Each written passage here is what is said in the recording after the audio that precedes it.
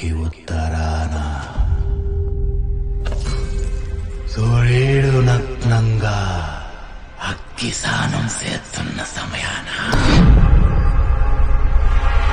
జింక పిల్ల ప్రాణ భయంతో పరిగెడుతుంటే 100 బర్రెల్ని తిన్న సింహం వేటకు బయలునాదే.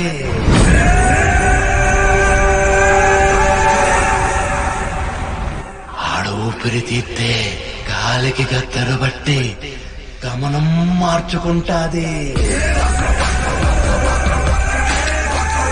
ఆడు కాలు పెడితే నేల కూడా పరుగులెడతాది.